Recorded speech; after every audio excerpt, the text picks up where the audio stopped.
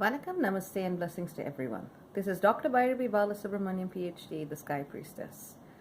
Well, it's been quite a busy period for me. I now have 3 jobs, and so I haven't been able to update you guys as often as I would have before, but I figured I'd make this quick video about some of the stuff that's been coming my way that I've been seeing in work with clients, and I figured, if these are lessons that are coming to me, they probably have relevance to you as well. So here we go. Well, the first is really a lesson on alignment. Very often people come to me because they are expecting some kind of a magic roadmap shown to them, and I tell them what to do with the rest of their lives. That's not how I operate, and I don't think that's the way astrology should really operate. At the end of the day, we are all beings of sovereign free will, consciousness, and the ability to make decisions for ourselves. If anything, any kind of spiritual facilitation should ultimately show you how to find that inner place of attunement that all of us have within ourselves.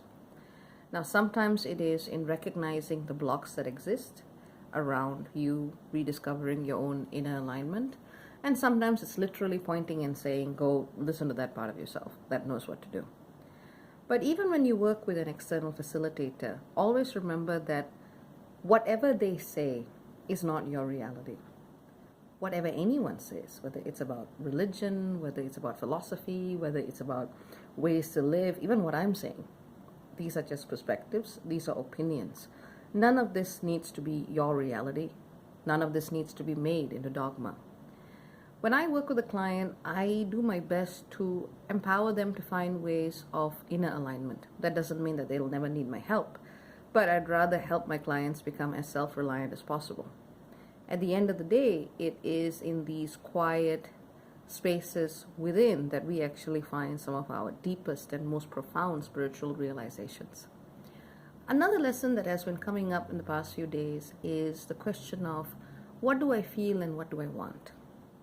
Very often because of the way spirituality is right now and the current New Age rhetoric that permeates a lot of what the Western world is talking about spirituality as, but also certainly in other parts of the world, very often we're talking about a consciousness or longing that, we're saying, my heart feels this, I want this.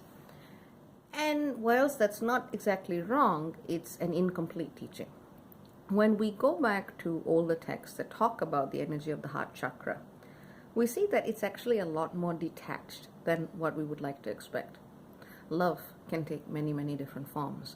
It doesn't need to be cuddly, it doesn't need to be comfortable, it doesn't need to be pleasant. It can be overpowering, it can be absolutely joyous, but it can also be absolutely bittersweet, because actions that are taken through love come from this place of clarity and detachment. That is love with a capital L that we are referring to specifically from the Anahata or the heart chakra.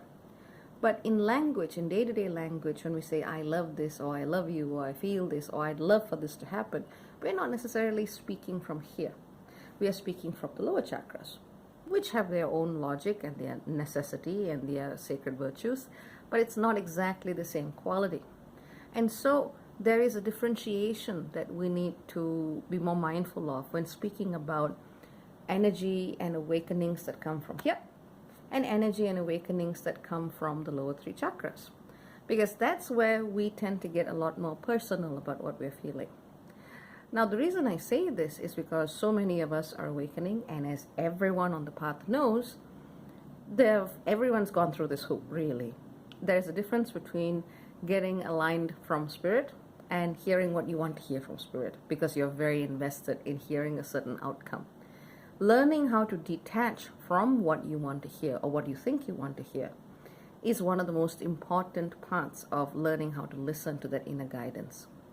Now, I'm locating this in the lower chakras, not because the upper chakras are useless or whatever, but I have found in my personal work and really in just watching people awaken and align all over the planet, the work that we actually do in the lower chakras tends to make our cosmic antenna a lot sharper and a lot clearer, because the mind knows how to play games with itself.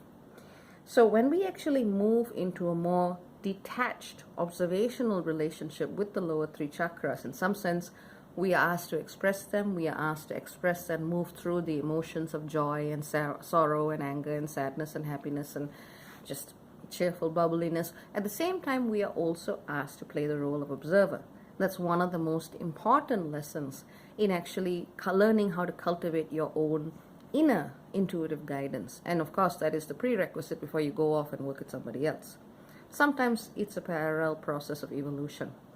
But when we sit and breathe and feel into lower chakra energies, a lot of us have been conditioned not to do so, which is ridiculous, because this is really where, especially for women, our source connection is strongest. And in fact, if you were to look at other spiritual traditions, you'll see that a lot of the energy exercises are actually focused on the third chakra. So this actually is, I wouldn't say it's in contradiction, but these are all teachings that really need to be brought back to the forefront, because they actually understood where and how galactic energies entered the body and how we actually process and absorb that experience and redistribute it to the rest of ourselves. The Mayans understood intuitively that the womb had an extraordinary connection with the galactic center. And in a man, it'll still be there, just in a different way, because we have all cycled through the genders. It's not really who we are to begin with. So what I would say, the take-home message from all of this is, even if you are looking for help from outside, everyone needs help. I make sure I have facilitators that I work with. I encourage people to find facilitators that they can work with. Everyone needs help at certain parts of the journey, but remember to find your own inner intuitive guidance system.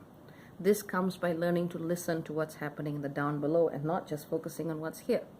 Most of you know my backstory, PhD, accelerated learner, blah-de-da-de-da. You can imagine how many years I spent living out of my head. But the moment I realized that was not who I was, and that was just a tiny little tip of the consciousness that broadly makes up this being known as Bairavee Balasubramaniam,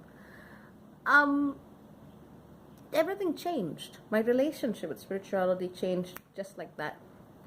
And none of this has been an easy awakening, I can tell you that. It's all come with lots of tears, lots of drama, lots of grief, lots of pain.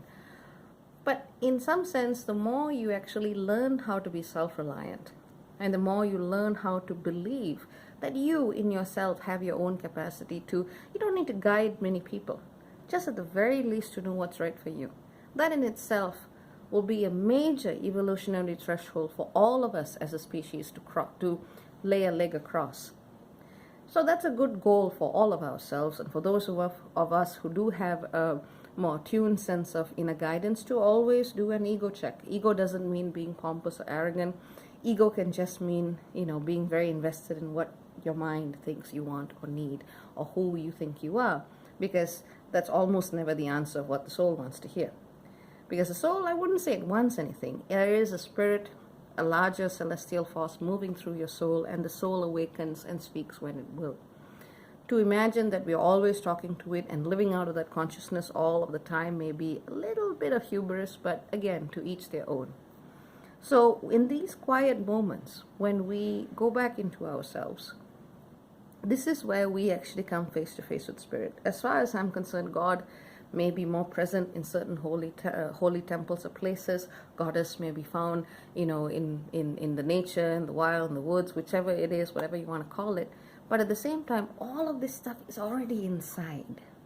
That doesn't mean that we don't honor what is represented on the outside, but it is already in ourselves. And when we exclusively focus our spiritual experience on what is happening beyond ourselves, we forget who we are, what we came to do, what our soul is trying to bring through this embodiment.